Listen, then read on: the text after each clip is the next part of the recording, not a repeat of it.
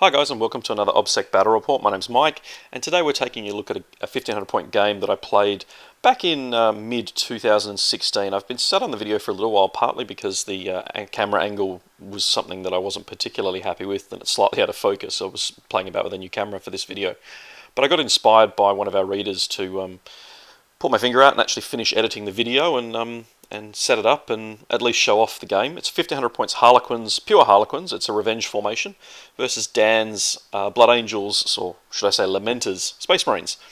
These two lists are fairly comparable to what was run at the WATC in 2016. Certainly my army was a copy-paste from from what I took. It is the revenge formation, so it's 3 Shadowseers level 2, one of them with the mask, 3 Death Jesters, the Solitaire, 3 units of 8 Harlequins with a mix of weapons. There's sort of 2 Caresses and 5 Kisses in the squads of 8. And then a couple of units of 2 jet bikes with glaives and haywire. And then a prism cannon mounted on a Void Weaver. So it's a pure infantry-based list, and it does rely on Veil of Tears to kind of work. As you can see here, Dan's actually had first turn. The drop pods landed and done very little. The Harlequins are all moving up, fleeting and moving into position. Where I'm playing on my ice table that we've got. We use this at our tournaments. Fairly heavy in line of sight blocking, particularly that big Fortress of Redemption in the middle of the table. And for a Harlequin, I mean, this sort of terrain, anything that's really heavy line of sight blocking is so good for them. They die to a stiff breeze, as anyone who plays them or has ever seen them on the table knows.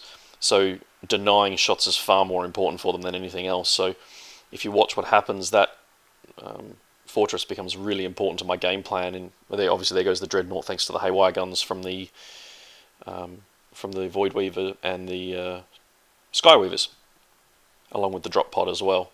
My little flaming tokens there. Unfortunately, I don't have enough to do the whole army because Dan has quite a few vehicles in this army.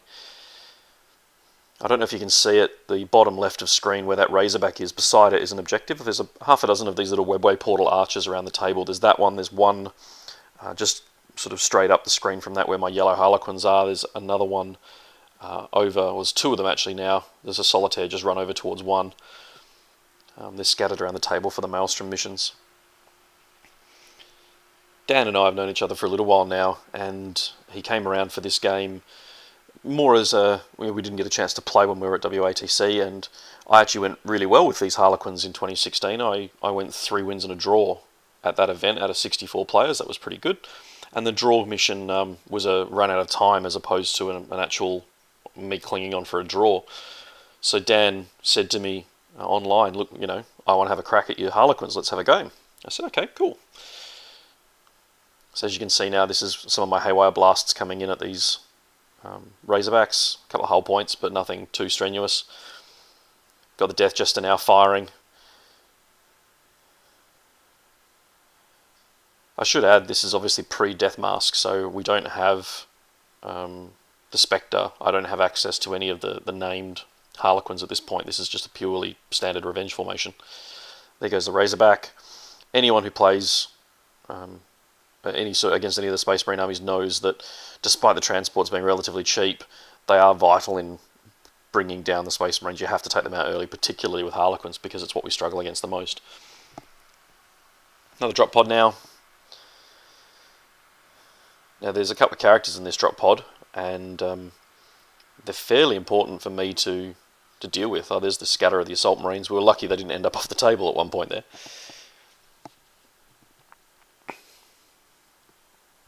That scatter was actually really important as well because it put those Assault Marines another turn away from any other combat.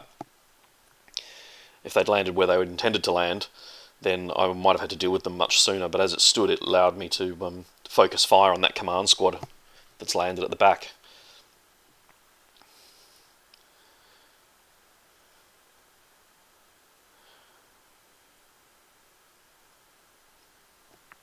Yeah, we've got a few little run moves and some shooting attacks.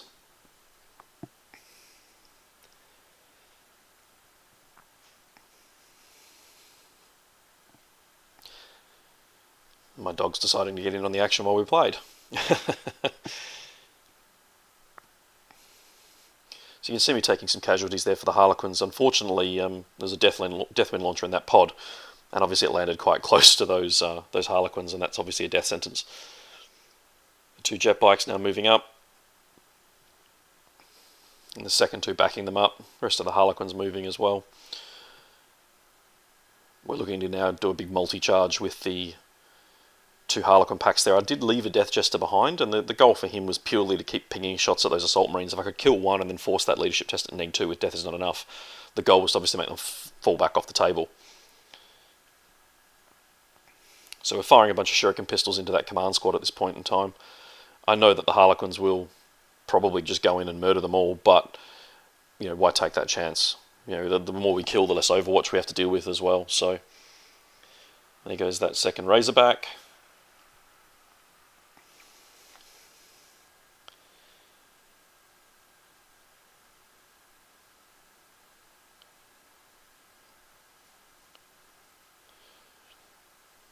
That squad of Space Marines right in front of Dan is a leadership test at Neg 2 thanks to one of the Death Jesters. Sadly they passed it. They, however, failed it, and then only fell back so short a distance that they actually stayed on the table, which was really frustrating because a decent roll would have seen them go.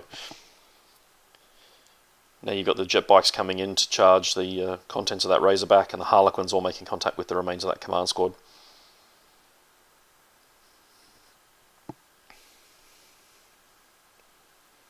I did actually fail the charge with that second unit of Harlequins from memory. Not that it particularly matters. I mean, I'm still outnumbering them 3-1, and it's a fairly one-sided combat.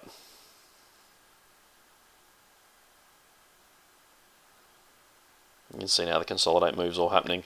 I did lose a few Harlequins in the mix, but nothing that wasn't unsalvageable, and most of their special weapons are dead now, so it's just killing off the captain. The apothecary's gone. Here come the Assault Marines again.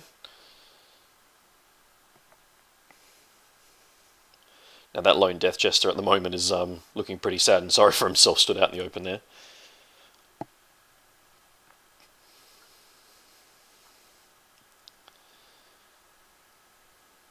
I should point out as well that because this is a friendly game, there was a lot of banter back and forth while we were playing it.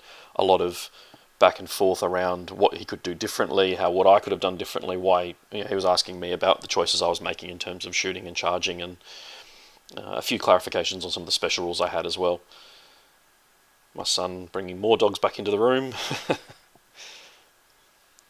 Like I say, the game itself wasn't one I ever really intended to publish after I looked at the video, but it comes down to one of our readers who is currently building a Harlequin army, and I thought it might be worth just chucking it on the table and taking the video that I made and publishing it.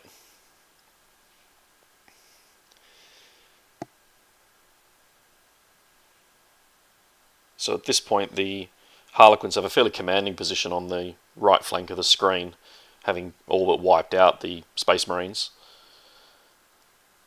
And at this stage I'm feeling pretty good.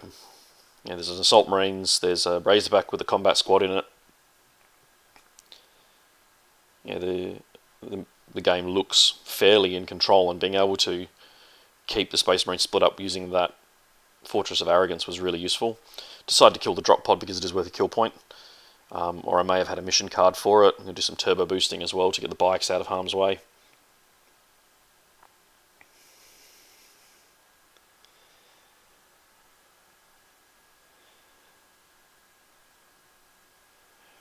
You can probably see it in a few spots around the table. I've also got single Death Jesters lurking on objectives. There's one just to the right of the Fortress of Redemption. He's a little bit of a weird silhouette, but towards the top of it there's the objective, there's him, and then there's a little tank trap beside him, so it's a trio of little similar shapes. I really do find the Death Jesters useful for that, where you want to keep pushing the Harlequins forward and leaving a Death Jester on an objective, particularly the Spectre, now that you've got access to him from Death Mask. Here goes the command squad with all the Harlequin attacks.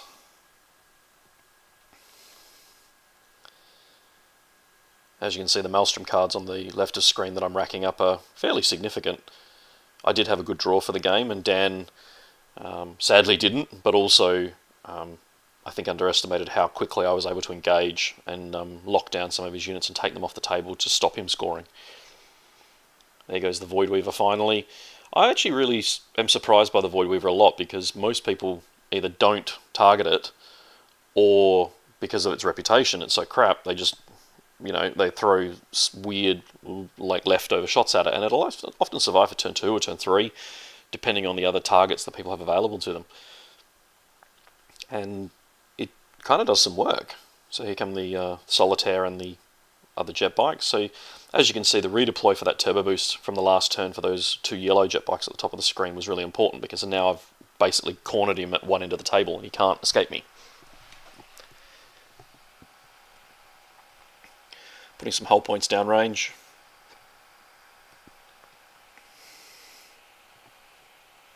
Using the assault moves to basically get back out of line of sight and force that Razorback to move.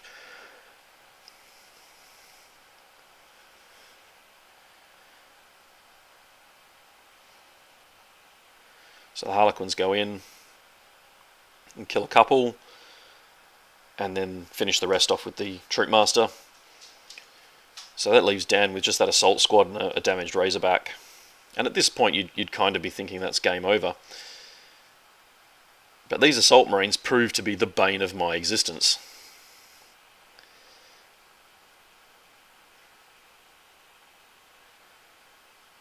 Now normally charging a Harlequin unit's fairly serious folly.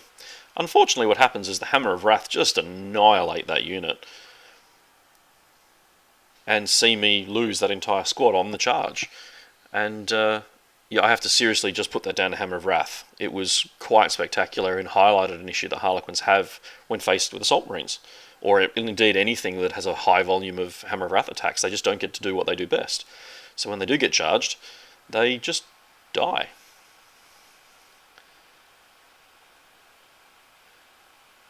So here comes the charge from the second unit of Harlequins. Now we're in a better position. And indeed, this kind of wraps up the game, because obviously the Harlequins get to do what they do.